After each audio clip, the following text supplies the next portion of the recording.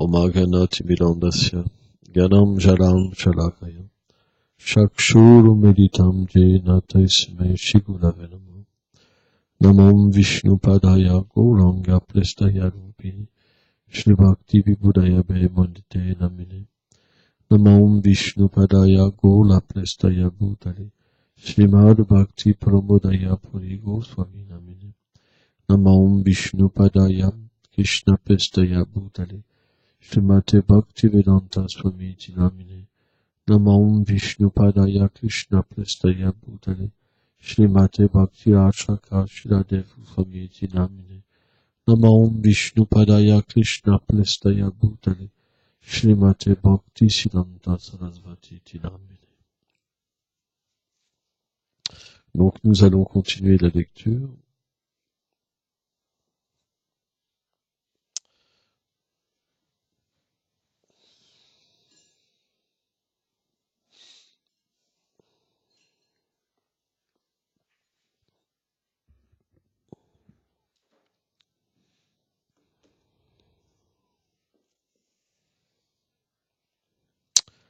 Uttara gopishustam paya punam paveshya sundrishya shandadyatmarakam pagyam mirokya swam sutasya karmata shahasatam shapina tarapashyate. Mère Yashoda, après avoir retiré le lait chaud du feu, retourna au lieu où l'on barattait. Lorsqu'elle vit que le récipient de yaourt était brisé et que Krishna n'était plus là, elle en conclut que c'était lui le coupable.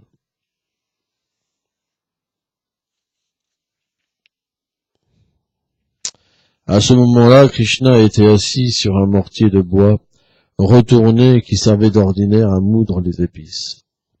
Selon son bon plaisir, il distribuait aux singes des produits laitiers, tels que du yaourt et du beurre. Il lançait autour de lui des regards très inquiets, car ayant volé, il se doutait qu'il pourrait être puni par sa mère. Celle-ci, l'ayant aperçu, s'approcha tout doucement de lui par derrière. Tenez reporté. Mère Yashoda put retrouver Krishna en suivant l'empreinte de ses pieds enduits de beurre. Elle vit que Krishna volait du beurre et sourit. Entre-temps, des corbeaux étaient aussi entrés dans la pièce et en ressortirent effrayés. Mère Yashoda trouva ainsi Krishna volant du beurre et jetant autour de lui des regards très inquiets.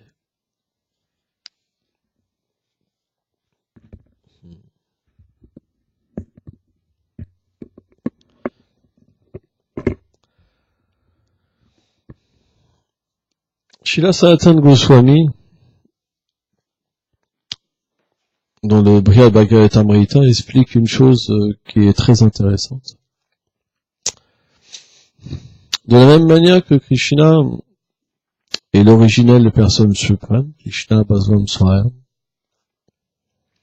Brahma dit, Jvala Parma Krishna Satchitanda Viglam, il dit Govinda, le début, le commencement, l'originelle personne suprême.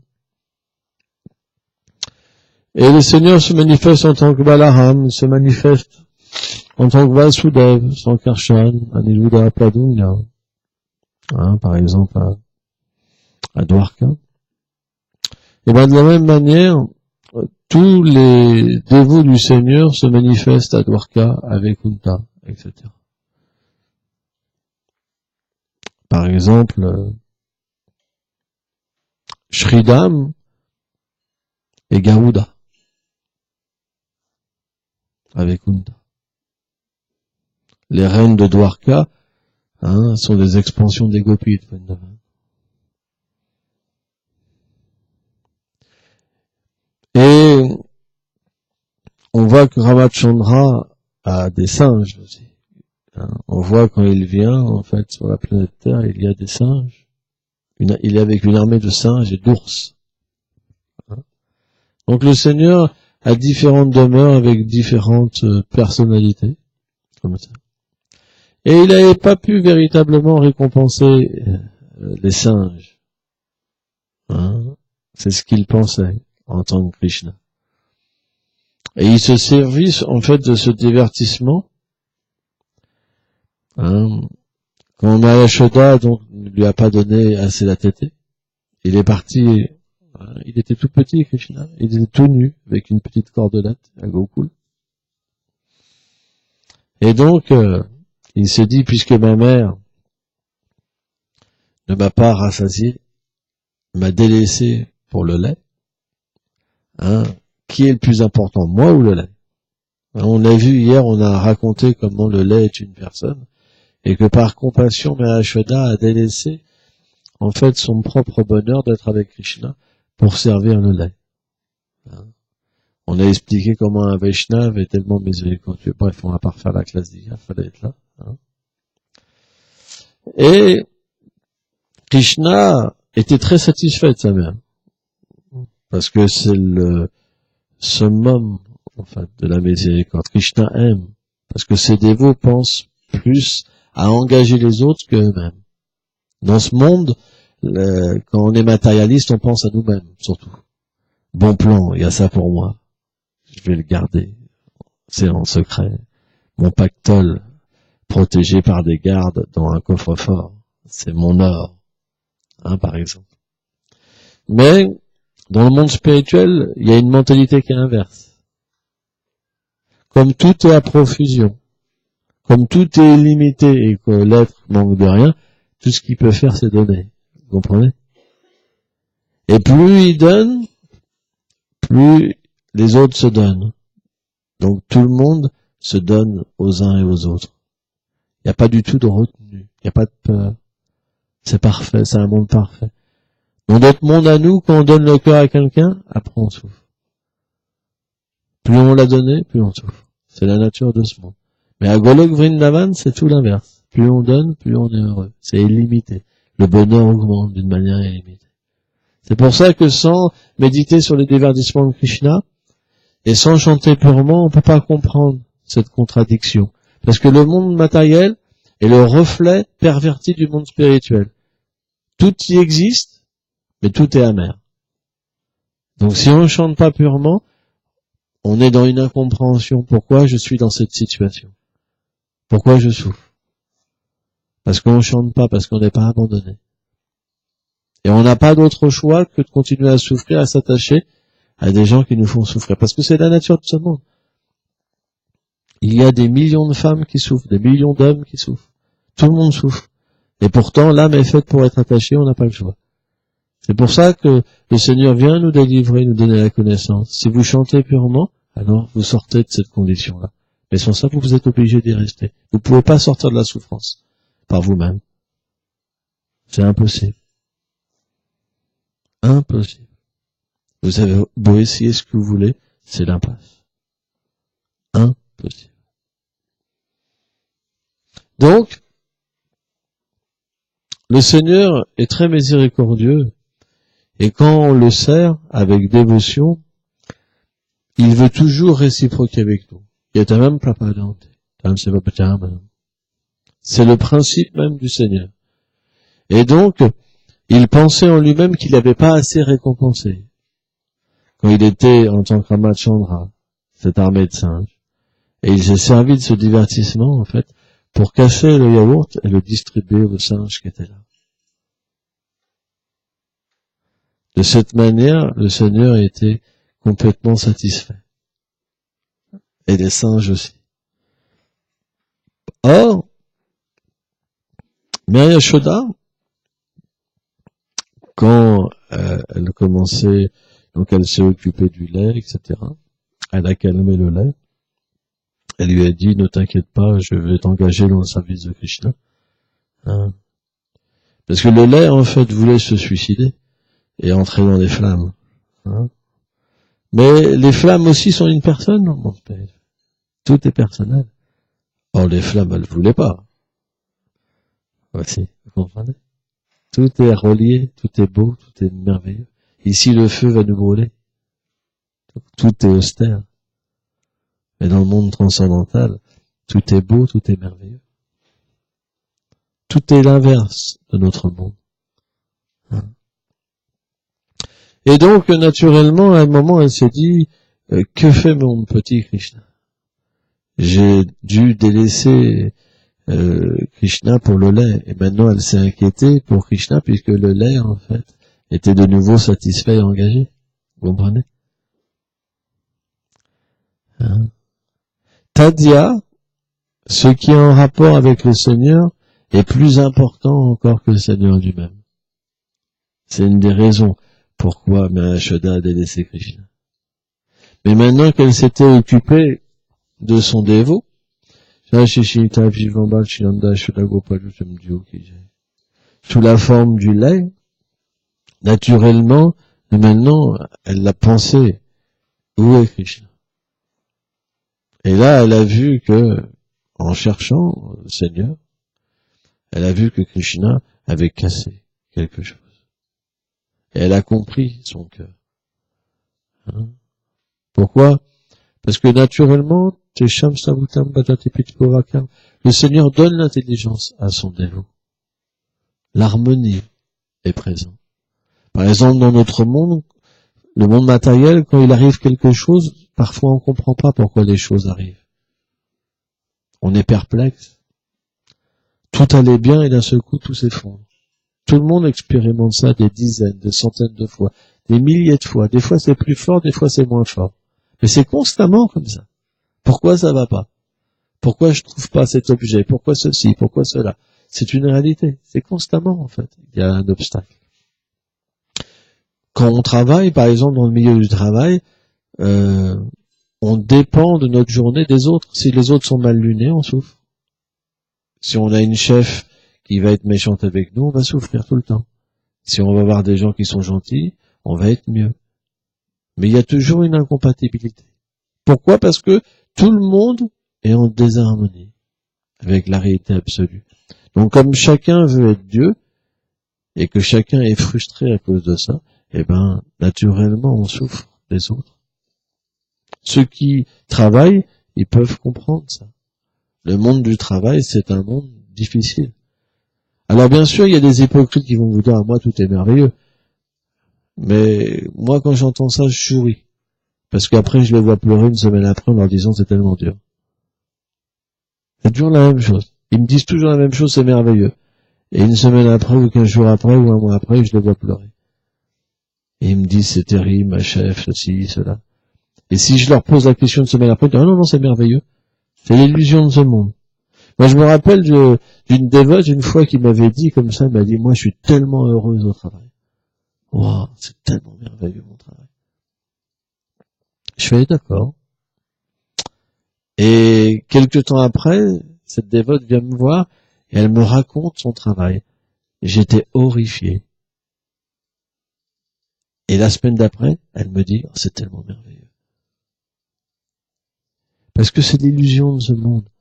Parce qu'on veut, l'illusion, Maya, elle force l'être à croire qu'il y a une réalité qui est belle alors qu'il n'y a pas de réalité belle. Bhaktisiddhanta explique ça. Elle agit sur deux plans. Elle fait souffrir les gens et elle leur fait croire que c'est beau. C'est une incompréhension totale. C'est l'énergie matérielle qui est comme ça.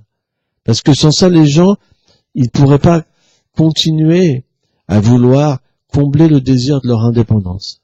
Ils veulent expérimenter l'indépendance. Donc, il faut une illusion. Mais en même temps, il y a la souffrance pour leur faire voir que c'est pas une bonne chose. Et graduellement, le Seigneur change la nature de l'être et l'amène vers lui. C'est très subtil, le Seigneur, et donc Haridas Thakur explique ça. Le Seigneur influence l'être toujours. Il essaie toujours de lui dire, arrête, ne vois-tu pas que mon énergie illusoire, elle est pas belle. Ne comprends-tu pas que tu es une âme spirituelle, que tu es faite pour être avec moi? Mais l'être fait semblant de jamais écouter, de jamais pouvoir ressentir, jamais pouvoir comprendre. Et il continue sa folie. Et un jour, quand ça devient trop difficile, alors il est obligé de prier, de dire, tu m'avais dit quoi? Tu m'avais dit quoi? J'ai l'impression que tu existais, qu'il y avait quelque chose au-dessus. Seigneur, aide-moi. Mais pourquoi l'être va prier? Il va demander à Dieu, s'il te plaît, fais que ma situation s'arrange pour que je retombe dedans. Et le Seigneur, comme un père, il dit, bah, pourquoi je donnerais quelque chose d'amer? Est-ce qu'une mère véritable donnerait quelque chose d'amer à ses enfants, en sachant que c'est pas bon? Mais les mères qu'on a dans le monde matériel, elles sont dans l'illusion. De la même manière qu'elles souffrent, elles vont devoir donner la même chose à leurs enfants et les faire souffrir, parce qu'elles n'ont pas de solution. Quelqu'un qui est dans l'ignorance, il peut donner que l'ignorance. Vous comprenez? Donc automatiquement, on est dans un monde où il y a beaucoup d'incompréhension. Beaucoup d'incompréhension. Mais celui qui sait écouter le Seigneur, celui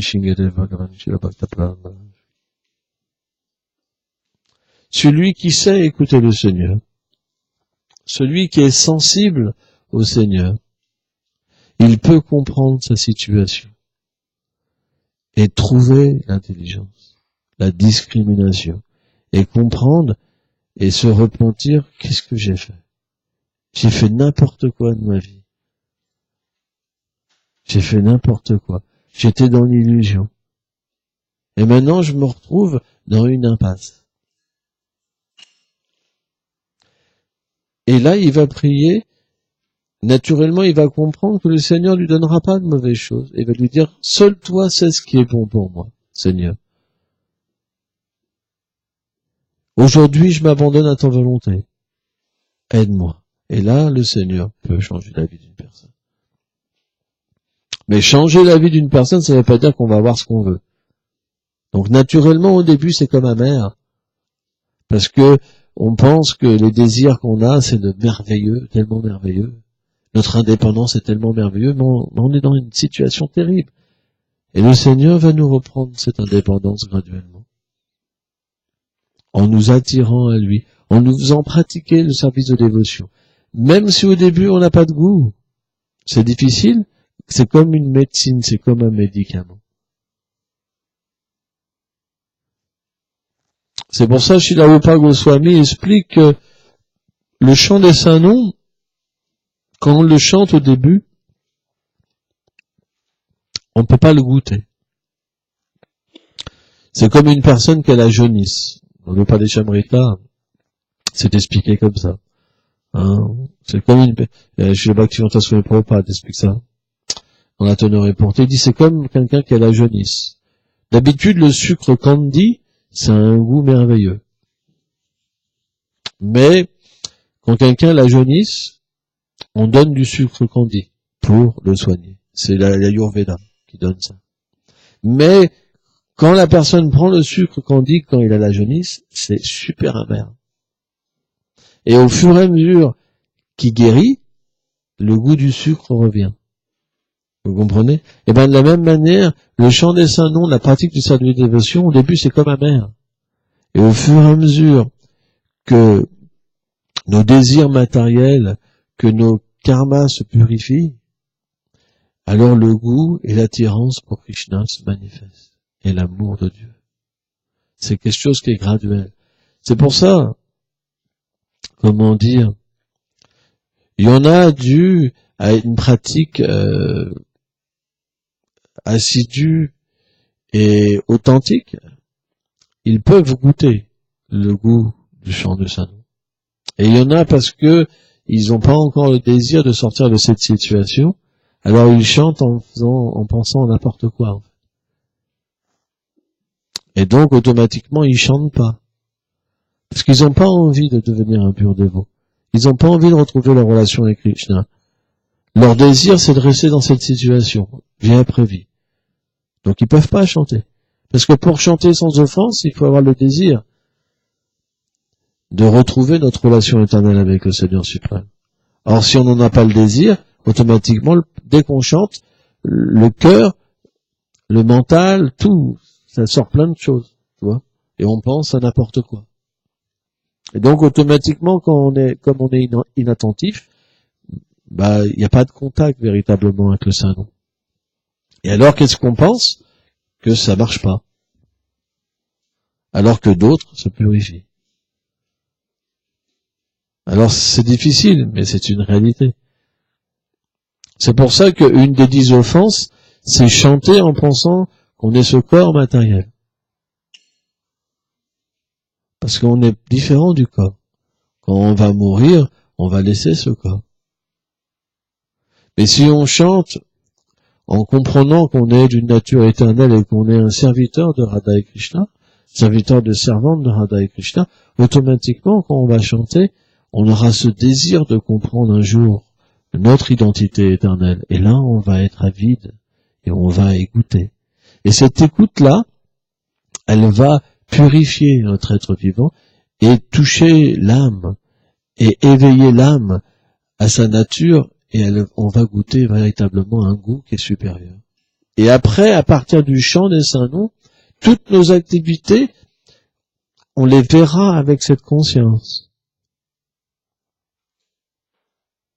Et naturellement, on sera toujours dans le service de dévotion. On appelle ce stade nishta, la fixité. Même en rêve, on sert Krishna, le maître spirituel. Ça dépend à quel niveau on est. Dans un premier temps, c'est un service avec le corps, le mental et l'essence.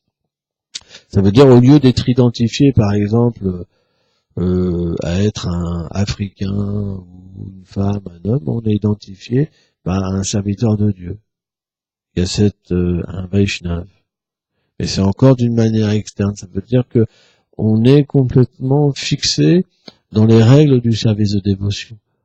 C'est comme si qu'on s'était complètement immergé dedans, que ça nous satisfaisait. Rien d'autre pouvait nous satisfaire. On voit plus les qualités des gens, ni les défauts des gens. Ah, lui c'est une belle personne, ah lui c'est une mauvaise personne. On commence à voir la réalité des êtres. Tant qu'on voit quelqu'un qui est bien, on verra quelqu'un qui est mauvais. Quand vous aimez les gens, corporellement, vous aurez alors une certaine haine envers eux. Un Vaishnav, il a ni ami, ni ennemi dans ce monde. Il voit ni la beauté matérielle, ni la beauté ni les défauts matériels. Il voit la vérité. Donc au stade de Nishta, on commence à voir la vérité. Et on se fait plus avoir en voyant des qualités et des défauts. Vous comprenez? Parce que quand on voit des qualités, on devient attiré matériellement et on peut tomber dans un piège. Oh, elle est belle, elle est douce. Et l'autre, ah, j'en peux plus. Ça veut dire qu'on est dans la dualité matérielle, vous comprenez? Ça veut dire qu'on est prêt à se donner à un, mais plus à l'autre. Ça, c'est matériel. C'est l'illusion. Mais un Vaishnav, lui, il peut pas voir ça. Il voit simplement la réalité. Il est équanime envers les êtres. Au moins ça. C'est d'expliquer dans l'Upadeshamrita que une telle personne, elle fait simplement une discrimination en Madhyamadikare sur les êtres démoniaques. Ça veut dire qu'ils ont la haine de Dieu. Elle les évite. Parce qu'elle peut rien faire pour eux. Si elle leur parle, ils vont le frapper. Mais il va aider les innocents. Les innocents, c'est des gens qui n'ont pas d'aversion pour le Seigneur suprême et qui se retrouvent dans une situation due à leur vie passée, et ils savent pas pourquoi. Mais c'est pas qu'ils ont une animosité envers le Seigneur suprême. Donc on peut aider ces gens-là. Ils se lient avec les dévots de même niveau, qui ont plus de désir matériel, qui sont immergés dans le service de dévotion, et des dévots Mahabhagavat plus élevés, il prend la miséricorde. Le dévot Madhyam, il vit que pour ça, c'est expliqué. Il vit que dans ces 4 aspects de la vie, mais son seul but, c'est la perfection de l'existence. Il ne vit que pour atteindre son bhajan, son service éternel pour Krishna. Il n'a plus aucun but autre dans sa tête. Tout passe sur un plan secondaire. Oui. Tout est fait pour donner satisfaction à Krishna. C'est pour ça il peut plus, même sa souffrance, c'est de la joie. Eh ouais. Alors un Kanishta Bhakta peut pas comprendre ça. Parce que quand il souffre, il est détruit. Mais alors, faut qu'il chante correctement, s'il veut changer. Le but, c'est pas simplement de dire oui, le but, c'est de changer. Et ça, pour ça, il faut une bonne association et pas une mauvaise association. Si vous associez avec des matérialistes, alors vous restez dans votre souffrance. Si vous associez ça, si vous prenez refuge de gens qui sont dans la même condition que vous, alors il n'y a pas de solution. Vous tournez en rond. Et c'est ça le problème, c'est ça le piège. Pourquoi? Parce que Kanishta Bhakta, il y a le faux ego qui est très présent. Je cherche le respect. Or, le respect fera qu'on va pas s'abandonner. Et on devra revenir dans une prochaine vie. Alors que le Madhyam Adhikari, il a cette propension de s'abandonner. Quand les obstacles viennent, il s'abandonne. Quand les défauts se manifestent au début, il s'abandonne. Et graduellement, il y a de moins en moins de perturbations et de plus en plus de nectar. Mais il peut pas ne pas progresser. Parce que Krishna lui donne l'intelligence. Alors qu'un Kanishta Bhakta, il est plus contrôleur, vous comprenez? Il est plus en pôle position. Il n'a pas ce contact avec le Seigneur suprême. Il peut prier, mais la solution qu'il trouve, elle n'est pas directement inspirée du Seigneur suprême. Et c'est pour ça qu'on a besoin du gourou. À la stade Madhyam, en fait, le dévot, il rentre en contact avec le Chitta Guru dans le cœur, Krishna dans le cœur. Et le Seigneur le guide pour satisfaire son dévot, le maître spirituel. Mais au stade Kanishta, c'est pas comme ça. Le Kanishta, souvent, il veut servir Krishna directement. Et il n'a pas forcément l'intelligence. Il se trompe.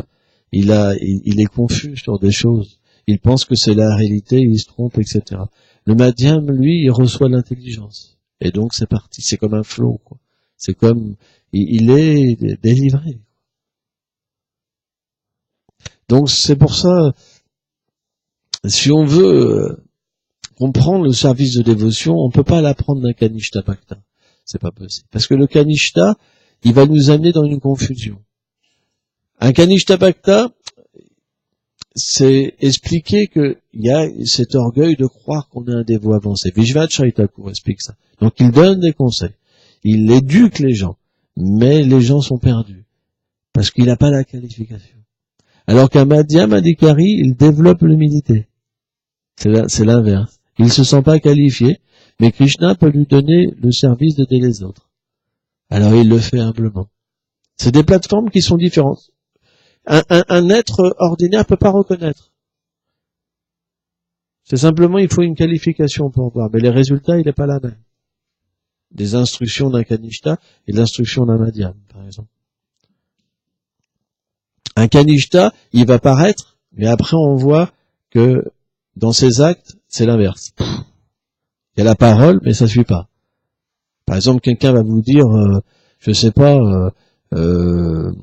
fais pas ci, puis il va le faire. Vous comprenez?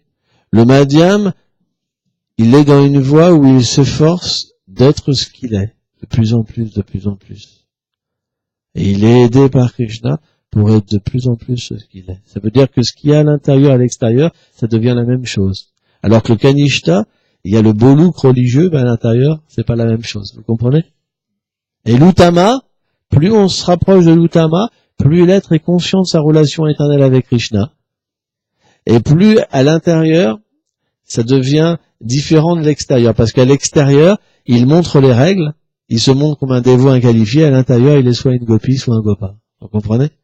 Donc il y a 3 plateformes. C'est très intéressant. Une plateforme où c'est différent dans le mauvais côté, une plateforme où c'est différent dans le côté transcendantal, et une plateforme où c'est la même chose. Ça veut dire que ce qu'il dit et ce qu'il fait, c'est la même chose. Et graduellement, grâce à cette attitude-là, le Seigneur se révèle de plus en plus, et à l'intérieur, alors, il y a la transformation et sa relation éternelle avec Krishna. Mais les 3, quelqu'un ordinaire ne peut pas vraiment reconnaître. Mais suivant qu'on prend les instructions, alors le résultat il est différent pour nous. Et malheureusement, si quelqu'un, on a foi dans un Kanishta Bhakta, ça peut faire très mal. Parce que on peut se sentir trompé.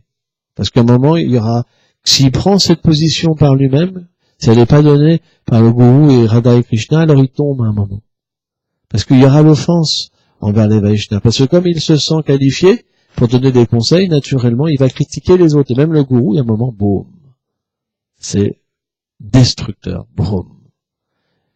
Et si, je dis bien si, il n'a pas l'intelligence de comprendre et de demander pardon, il reste comme ça à souffrir. La souffrance ne peut pas disparaître. Il est puni par Krishna directement. C'est très scientifique. Et que s'il s'abandonne complètement, que la souffrance peut partir, et là, de nouveau, alors Krishna va lui redonner l'intelligence et un cœur nouveau il reçoit de nouveau l'aide de Krishna, et alors il peut repartir dans sa vie spirituelle et réparer ses erreurs. Parce que les erreurs qu'il fait, c'est juste parce que il est mal situé et qu'il il souffre. Donc il cherche une sortie à travers des choses matérielles. Des amis, des ceci, des cela, mais en fait, à chaque fois, il souffre.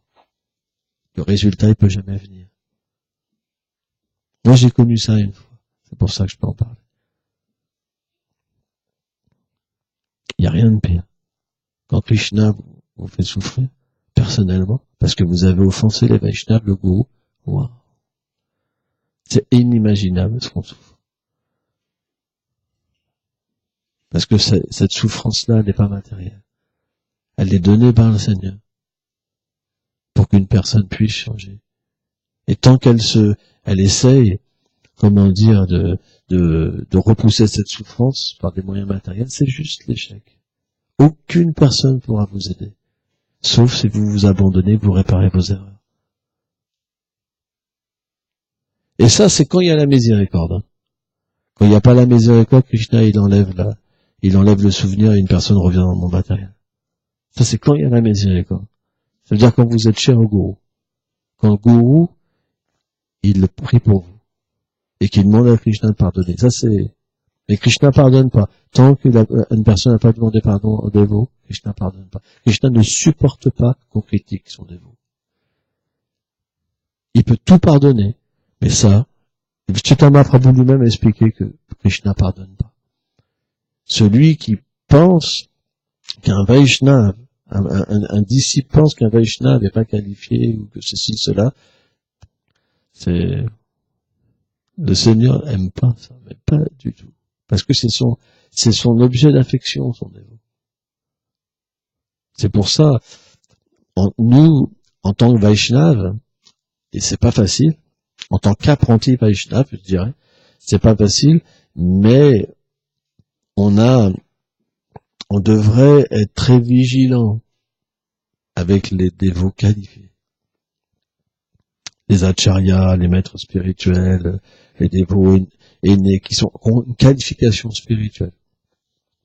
On devrait être vraiment vigilant, faire attention et toujours être, pas critique, pas en aversion, pas en réaction quand ils parlent, etc. On ne devrait pas argumenter devant eux.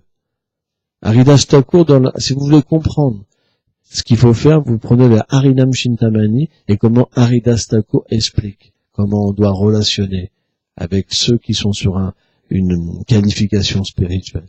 Eh ben, vous voyez,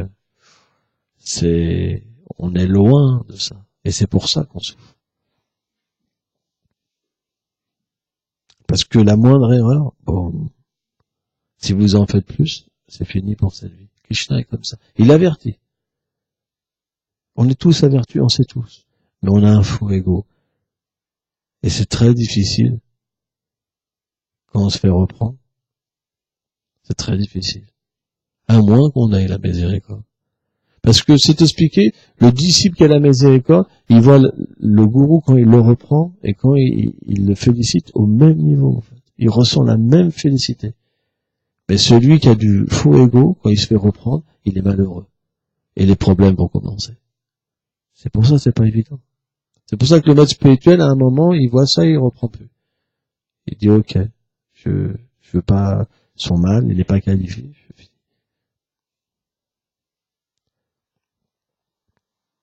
C'est le principe. Mais ça veut pas dire que quelqu'un après peut progresser. Parce que si quelqu'un, il n'est pas repris, il peut plus progresser. Parce qu'il reste avec son problème. Vous comprenez? Parce que le gourou, dans le Maharaj, explique que c'est comme un sculpteur. C'est quelqu'un qui sculpte le disciple. Donc quand il peut plus, la sculpture est pas finie. Et la sculpture, c'est quoi? C'est qu'il introduit l'être vivant dans un corps transcendantal pour servir Radha et Krishna. Donc à un moment, s'il arrête, alors l'avancement spirituel s'arrête. Et une personne doit reprendre dans sa vie prochaine. C'est comme ça. Alors bien sûr, il y a certains dévots qui vous disent, moi j'y crois pas. C'est ta vie. Mais la réalité, ça vient de nos acharya. On peut comprendre comment Krishna a fait à travers ses purs dévots. Vous comprenez? Donc on ne doit pas tomber dans le piège de penser que les choses sont comme ça. Sans ça, c'est l'impasse. Vous comprenez? Et surtout, si on se crée notre philosophie, on va voir des fautes chez les purs dévots. C'est sans fin, en fait. Dès qu'on prend un mauvais pli, c'est la catastrophe. C'est juste après difficile. Mais la faute, elle vient de nous. On aurait pu être complètement libéré. C'est très simple. Il suffit de suivre. Et répéter. Et pas interpréter. C'est tellement simple. Et pourtant, personne n'y arrive dans ce monde. On a entendu ça 100 fois, 1000 fois, mais on va recommencer.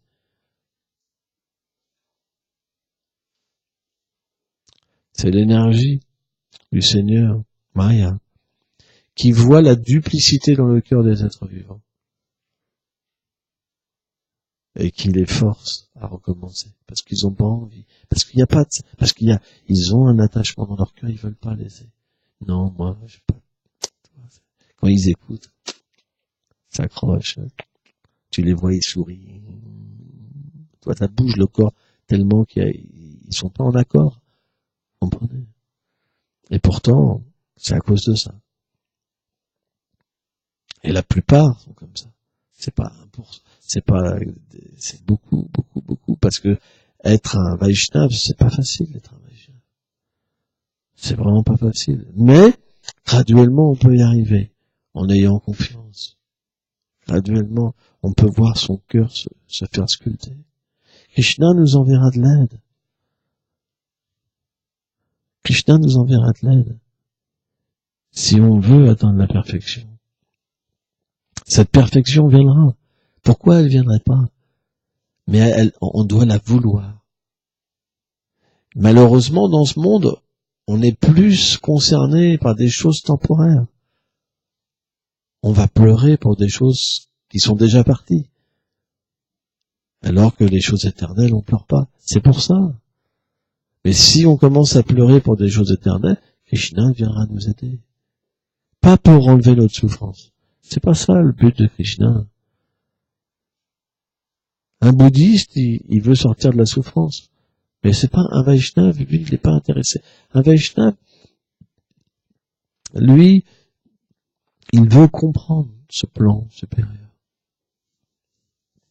Il sait que la souffrance sera toujours là. Il sait que le corps fera mal. Il sait que les gens le critiqueront. On peut rien arrêter, c'est une machine, ce monde matériel. Mais son désir, il est différent des autres. C'est au moins sur cette plateforme-là qu'il faut se situer. Au moins ça. Et pour ça, si vous voulez que votre désir se manifeste, il faut lire sur Chaitanya Mahaprabhu, sur Radha et Krishna. Parce que cette nourriture-là, si vous prenez ces informations de ce livre transcendantaux, ça fera naître en vous le désir. De la même manière, si vous prenez un livre, par exemple, sur le Brésil, si vous êtes un matérialiste, vous dites, tiens, j'aimerais bien faire un voyage, j'ai jamais quitté la France, ma Bretagne, par exemple.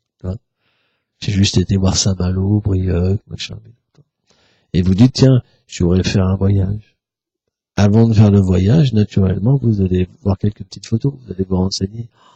Oh, les belles fleurs, les beaux perroquets, les ceci, cela, et vous allez voir des critiques pour voir, les moustiques, les ceci, bon, il n'y a pas que des bonnes choses. Mais, à un moment, vous vous dites, parce que le désir est là, et vous commencez à y penser. Ça va vous apporter un rêve dans votre vie, et ça va fleurir votre vie. Par exemple. Alors, qu'est-ce que tu projettes, toi, dans 9 mois? Parce que dès qu'on a fini les vacances, il y en a qui pensent déjà à l'autre vacances. Parce que c'est pas forcément passionnant de balayer dans la rue, ou par exemple, et il dit, moi, j'irais bien au Brésil. Ah ouais, le Brésil, mais c'est dangereux là-bas. Il y a des coupes-gorges. Ils te coupent en morceaux là-bas. Ah non. Non, j'ai vu des beaux perroquets, des belles plages et tout. Mais attention, il y a des ghettos aussi. Au moment, on m'a dit que j'étais, ah bon? Bah, finalement, ça fait une perturbation, alors. Et puis un jour, on arrive quand même à trouver un endroit où tout le monde est d'accord. Et puis, on y va.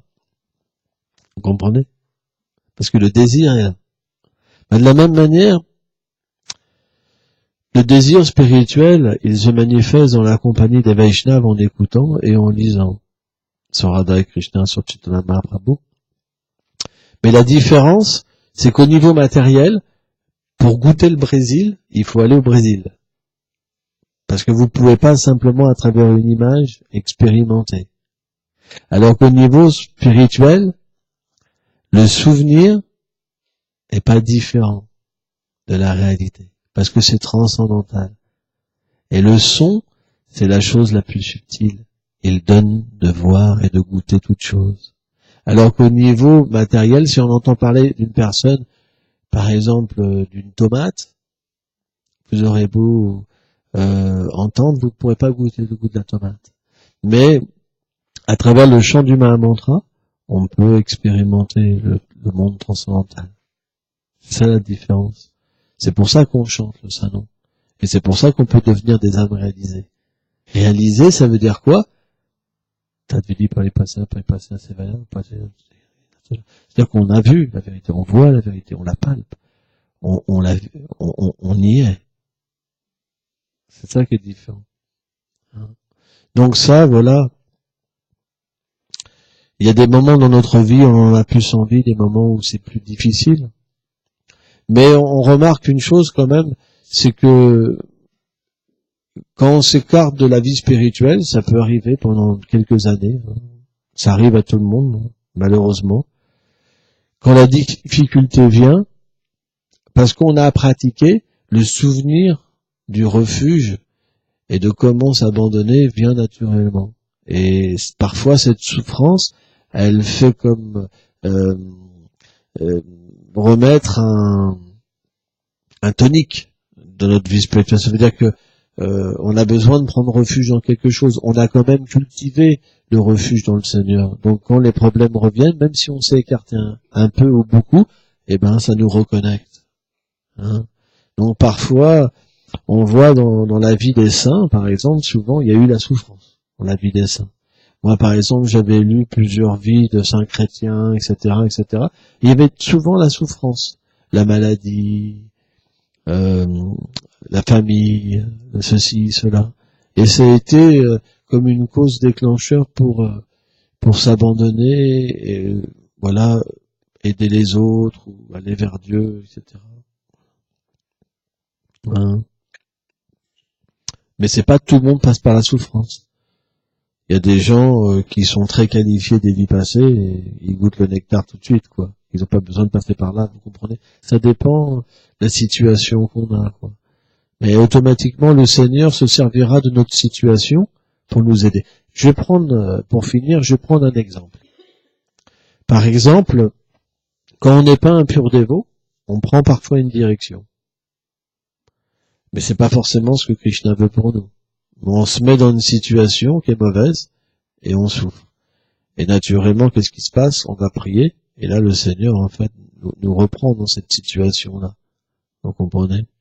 Mais ce qu'il faut, c'est comprendre qu'on s'est trompé et essayer de savoir comment j'aurais dû faire. Comment j'aurais dû voir cette situation dès le début? Comment j'aurais dû voir, par exemple pour quelqu'un qui est dans une vie de famille, comment j'aurais dû voir ma femme? Comment j'aurais dû voir mes enfants? Comment j'aurais dû voir mon mari? Comment j'aurais dû voir ma maison? Pourquoi ça n'a pas fonctionné? Parce que le problème à la base, c'est que on n'a pas mis Krishna au centre, mais on s'est mis au centre. Donc quand on se met au centre, à un moment, les uns et les autres, ça marche plus. Il y a quelque chose qui marche plus parce qu'il n'y a plus d'harmonie. Parce que Krishna, lui, naturellement, quand il est au centre, il se révèle à nous. Et tout devient merveilleux. Ça veut dire que notre femme devient, grâce à elle, je vois Krishna, grâce à mes enfants, je vois Krishna. Voilà. Donc ça devient merveilleux, mais quand Krishna n'est pas au centre, à un moment, on peut plus être ensemble. Ça marche plus. Donc on doit comprendre mon erreur. Et c'est pas qu'on va pouvoir forcément récupérer la situation, mais on va pas la refaire. pour retomber dedans. C'est ça qui est important. Et automatiquement, l'harmonie reviendra dans notre vie. C'est très important. Avec les mêmes personnes ou sans les mêmes personnes. Mais une autre situation viendra où on pourra à nouveau avoir une chance d'utiliser les choses correctement. Et là, on sera heureux, on oubliera même les gens avec qui on était attachés. Parce que quand Krishna se manifeste, tout est tout petit. Et notre attachement qu'on avait pour les gens avant, il disparaît. Tout disparaît quand Krishna vient. C'est expliqué, c'est comme un lion, Krishna, un jeune lion. Et quand vous entendrez sa voix, tous les éléphants, tous les attachements dans ce monde, ils partent en courant. Comme un lion qui crie dans la forêt. C'est pour ça, rien ne peut se comparer au Seigneur suprême. On a juste un attachement dans ce monde parce qu'on ne connaît pas le Seigneur. On n'a pas le choix, on est obligé d'être attaché. Et on souffre à cause de ça. Parce que l'attachement, ça veut dire souffrance. Tout le monde dit la même chose, les bouddhistes, tout le monde. Sauf la voie du karma, où on va vous apprendre que plus vous êtes attaché à la vie de famille, plus vous pourrez, grâce à ça, aller au paradis. Mais il n'y a que cette voie-là qui explique ça. Dans toutes les autres voies, il y a naturellement le détachement. Et dans la voie Vaishnava, il y a les deux qui sont combinés ensemble. Ça veut dire que si on sert sa famille pour le plaisir de Krishna, alors on obtient la perfection. Mais dans la voie du Gyan, même la vie de famille, elle est prohibée. On doit renoncer. Vous comprenez? Parce que c'est considéré comme une illusion, en fait, l'attachement entre l'homme et là. Et c'est vrai. Mais dans le Vaishnavisme, on l'utilise. Ça veut dire que ça devient beau parce qu'on est dans cette situation pour le plaisir de Radha et Krishna. Pour le plaisir des sadhus. Et à ce moment-là, c'est transcendé. Mais si on est dans cette situation parce que j'aime mon bonhomme et là, à un moment ou à un autre, c'est la catastrophe. Ça peut pas durer. Ça peut pas durer. Parce que tout est temporaire, on n'est pas parfait. À un moment, les gens, ils se lassent de nous. Ils vont nous dire qu'ils nous aiment, mais ils peuvent pas. Parce que ça va pas, quoi. Voilà, tu peux pas remplacer Dieu. Donc, on va voir quelqu'un d'autre, c'est la même chose. Il n'y a pas de fin. C'est pour ça que la seule manière, c'est de mettre le Seigneur au centre. Les gens qui ont le Seigneur au centre, ils sont satisfaits tout le temps. Peu importe que quelqu'un ait des qualités, peu importe que quelqu'un ait des problèmes. Il fait les choses pour Krishna. Voilà. Il le fait, il a de plus en plus de goût. C'est pas qu'à un moment, il en a marre. C'est pas notre philosophie, c'est parce qu'il n'est pas conscient, le Seigneur suprême. Il vit pour lui. Une personne qui est comme ça, qu'on a marre, c'est qu'il vit pour lui. C'est pas notre philosophie. Notre philosophie, c'est que les Bhaktas disent, même en enfer, ils sont satisfaits. On est compte. Notre philosophie, c'est pas parce que quelqu'un se plaint que voilà. Non, parce que si on fait pour Krishna, ces plaintes-là, c'est conscient de Krishna, on voit rien de matériel. Ça, c'est des Vaishnavas. Ça, c'est des Vaishnavas qui mettent leur vie de famille comme un prétexte, quoi. Simplement, ils sont là pour Krishna, pour le plaisir de Krishna. Et ils s'occupent des uns et les autres simplement pour Krishna. Mais dès qu'il n'y a pas Krishna et qu'on prend un tout petit peu plaisir, tout est fini. Notre foyer, ça va devenir l'enfer. C'est pour ça que la vie de famille, c'est difficile. Parce que si les Grihasthas, ils n'ont pas appris à être des Vaishnavas, c'est très difficile. Alors dans un temple, vous apprenez à être un Vaishnava. C'est pour ça que, par exemple, si on analyse le mouvement d'ISKCON, par exemple, au début, les gens, ils vivaient tous dans les temples, ils apprenaient à être des dévots, et après, ils se mariaient. Et donc, ils refaisaient ce qu'ils avaient appris chez eux. Donc, ils se lavaient comme ça, ils se brossaient les dents comme ça, c'était ça, leur sadhana, et ils mettaient Krishna au centre. Mais maintenant, c'est la catastrophe. Les gens apprennent pas à devenir les Vaishnavas, ils se marient, et c'est la catastrophe. C'est ça le problème qu'on rencontre beaucoup maintenant. C'est que les dévots sont pas formés, ils connaissent pas la philosophie. Donc ils ont une petite connaissance, ils essayent, mais ça suffit pas, quoi. Parce que c'est très scientifique, la vie de famille aussi. C'est très scientifique, quoi. Dès qu'on comprend pas l'essence, à un moment ou à un autre, les gens se séparent. Parce que naturellement, c'est vraiment élevé. C'est vraiment élevé. Par exemple, dans un temple, vous pouvez pas rester. Pareil, si vous ne vivez pas pour Krishna, à un moment, vous en avez marre. L'autre, elle me gueule toujours dessus, elle est jamais contente, toujours après moi. Moi, j'entends des trucs comme ça, parce que les dévots sont encore matérialistes. Ils se plaignent tout le temps.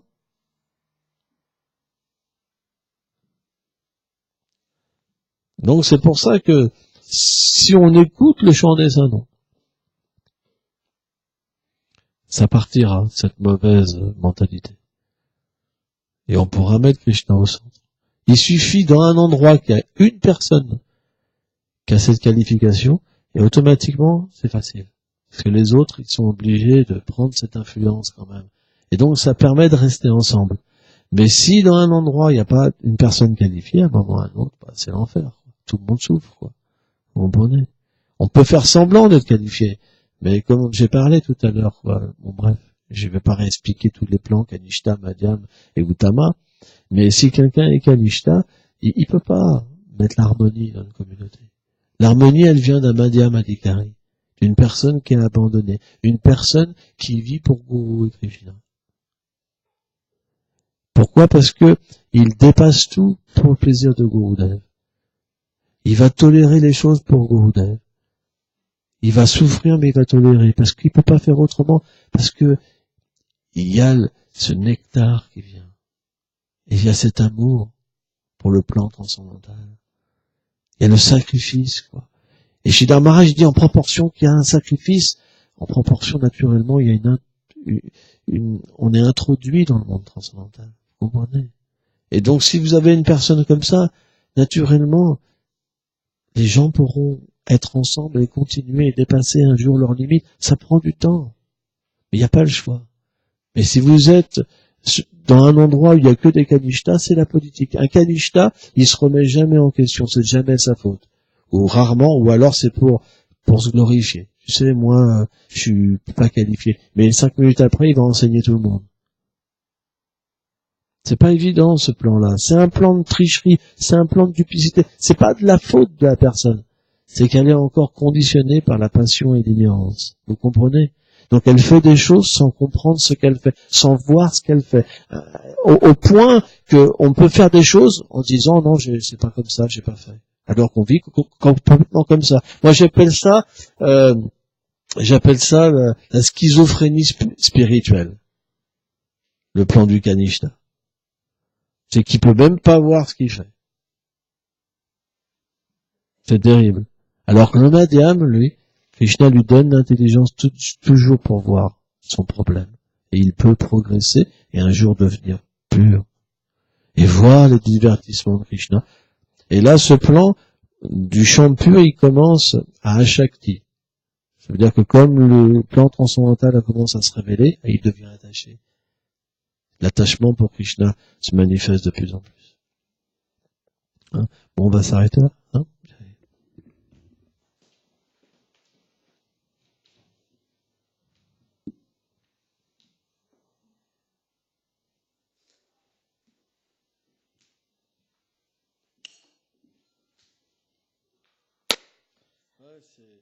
La vie spirituelle, c'est une vraie science.